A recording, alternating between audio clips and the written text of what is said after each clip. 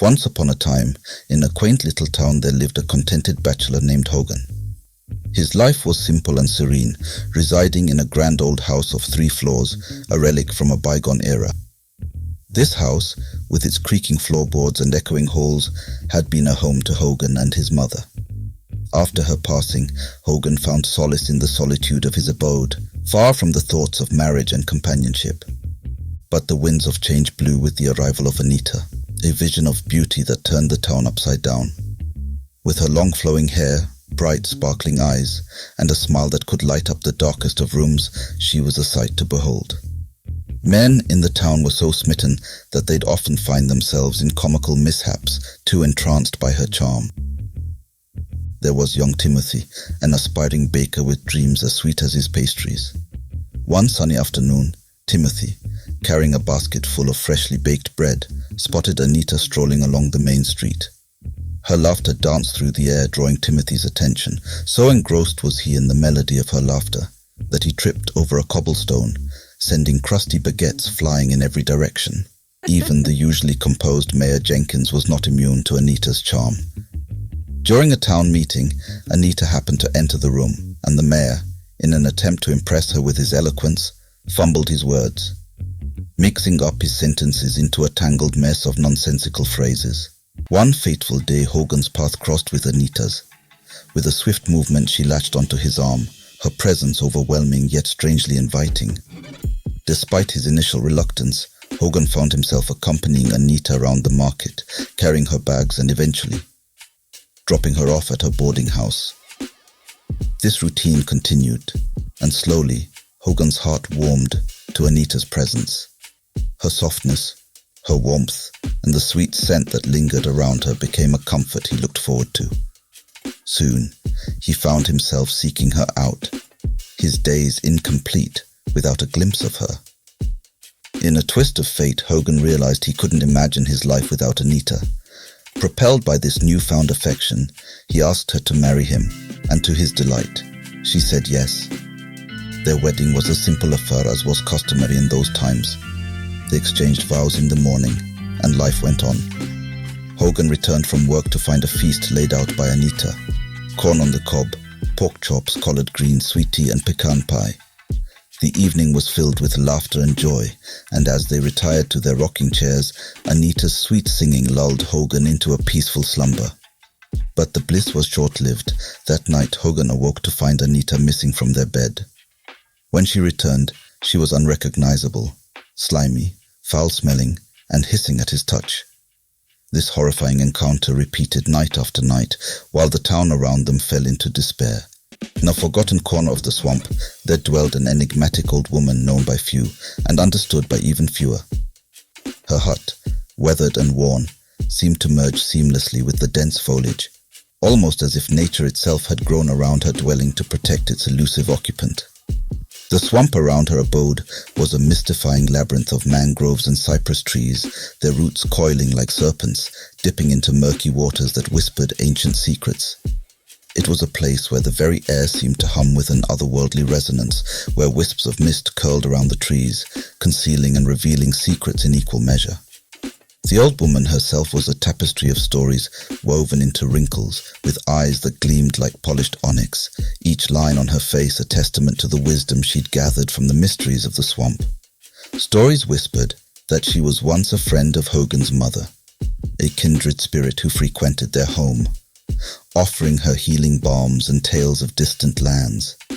Hogan remembered vague snippets of those visits, the smell of dried herbs and the comforting warmth of the old woman's presence. It was during one of these visits that Hogan's mother had shared a peculiar tale. She spoke of a time when the old woman, then younger and sprightly, had saved her from a serious illness with a concoction brewed from the swamp's elusive flora. Grateful beyond measure, Hogan's mother had offered her friendship and warmth, an invitation that the old woman accepted with the grace of someone who had found a place to belong in a world that often felt unfamiliar. Hogan, too, vaguely recalled the fleeting presence of the old woman, her gentle laughter, and the way she'd often regaled them with stories of the swamp's denizens. Those tales, once dismissed as fanciful, now held a haunting weight in the wake of Anita's cursed transformation. It was Hogan's childhood friend Marcus who remembered the old woman's tales vividly. He recounted stories of her knowledge, her deep understanding of the mystical forces that lurked within the swamp's embrace. Marcus, a firm believer in legends and lore, urged Hogan to seek the old woman's counsel, convinced that only she held the key to breaking Anita's bewitching curse. Reluctantly, Hogan agreed, feeling the weight of desperation bearing down upon him as he trudged through the dense undergrowth, guided by Marcus's unwavering determination. The swamp seemed to echo with a symphony of unseen creatures, their calls and rustles intensifying as they neared the old woman's dwelling.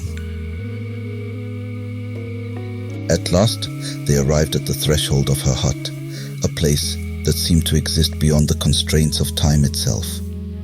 The old woman, draped in shawls adorned with intricate patterns reminiscent of ancient glyphs, welcomed them with a knowing smile that belied her age.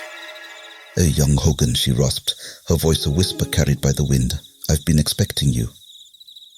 The exchange that followed was shrouded in cryptic riddles and mystical instructions. The old woman spoke in a language that felt like a dance between the tangible and the ethereal, her words weaving a tapestry of guidance and warnings. She cautioned Hogan about the dangers of tampering with the supernatural forces that governed the swamp, warning of consequences that extended far beyond his comprehension. Yet, in her words lay a glimmer of hope, a path to redemption, albeit fraught with peril. As she revealed the method to rid himself of Anita's curse, Hogan felt a surge of determination, mingled with a deep-seated fear of the unknown. But he knew that the future of his town, perhaps even his own sanity, to embrace the enigmatic advice of the old woman. And so, armed with both trepidation and resolve, Hogan embarked on a journey that would forever etch his name into the annals of the town's folklore, a cautionary tale of love, loss, and the unforeseen perils that lurked beneath the veneer of ordinary existence. She revealed the chilling truth. Anita was a Boo Hag, a witch who fed on the life force of others. To rid himself of this curse, Hogan was instructed to paint his house with Boo Hag blue, fill Anita's skin with salt, and ensure she couldn't return to it before sunrise. Armed with blue paint and salt, Hogan set his plan into motion. He avoided Anita's dinner, stuffed food into his clothes as a ruse, and prepared himself for the night. As Anita transformed into her true ghastly form, Hogan watched in horror. He salted her skin and painted every window and door with the protective blue. As dawn approached, the Boo Hag, trapped in her salted skin, burst into the house, desperately seeking her skin. Hogan, protected by a circle of blue paint, watched as she donned her salt-filled skin, only to be consumed by agonizing pain as the sun rose. Her skin bubbled and smoked, and in a final desperate attempt to escape, she flew towards the swamp, only to disintegrate in the morning light.